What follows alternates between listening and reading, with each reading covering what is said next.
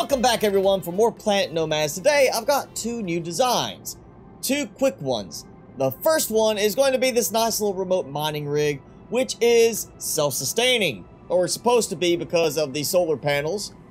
And the second one is going to be this nice giant storage tower. So this first design is the remote auto mining base, which is basically just one you deploy right above some mining sites. And you see it's already hard at work gathering up just tons of stuff. And while it's a 4 mining rig, so very small, easy to place down, not worry about like a big spread of anything. We also have a lot of containers on board, which helps with storage. And so you don't have to worry about running out of room too quickly. The solar power is supposed to keep it going even through the night. Which, from what I've seen on my own experiences, that should not be a problem. It's when you add production to the mix, the solar power is going to burn up quicker, and you're not going to have it last as long. Of course, we have two little beacon markers so you can see it better with that solar-powered lighting. And then we have these conveyor connectors on top.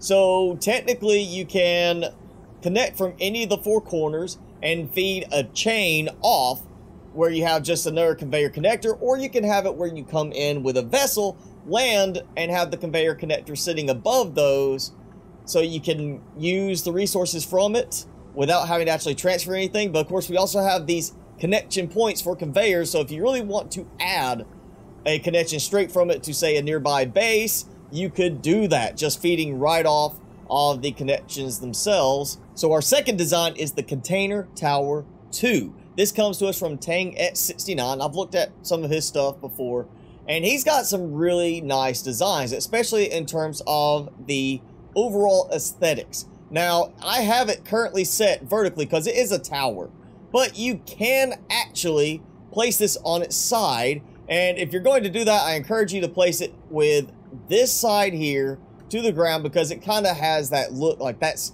meant to be on the ground, and this is open, so it should be on top. Plus, you've got more of this, you know, tip here that's going to make it kind of rock side to side, maybe, depending on where you place it. So it's really better just to place it vertically if you can. But if not, you can always lay it flat from this side here, and it should just sit. Now, it does have a total of 12 storage containers in it, which are all linked together. Now, obviously, this set here kind of goes way up the side of it to span for the additional containers here, which, you know, the whole section is containers going up. So it's not like you just have this long section here that's being covered by the conveyor sections, and that's all it is. It's basically connecting up here, so you've got it just looks better, looks more like piping. It has a very nice look to it. And then you have all those other storage containers there. We have lights at the top, so you can easily see it at night. Different sets of lights here. So it will be definitely, it doesn't have a beacon on it, a big vertical beacon, but it does have the lights on top. Now, it also has, as you can see, we have some conveyor connectors up top. So again, if you want, you can lay it on its side, making it easier to connect in with the conveyor connectors. Or you could have it where you basically fly on top of it, or link from the conveyor connectors here using another connector and feed it over to like your base, to a spot where you just land to, you know, dock in a vehicle of some kind and basically use it for providing all the production on it.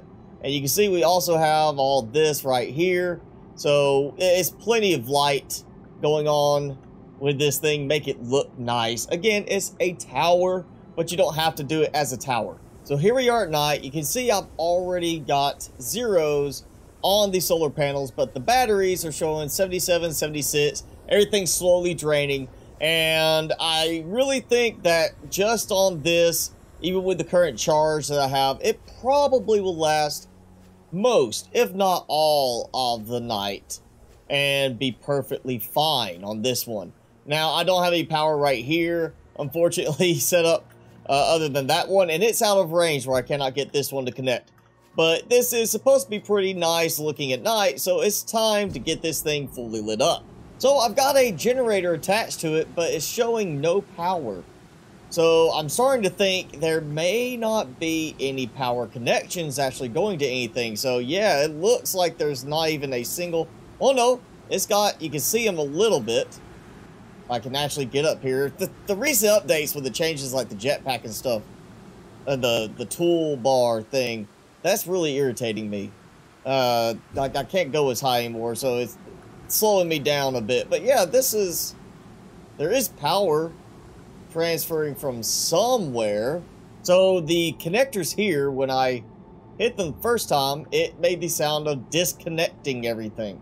So this was already connected up to them, which means, I mean, I'm providing power to it, and it's actually like there's no power up there. So I'm not sure what's going on with that, and I really can't see where some of the air connections are going without starting to dismantle it.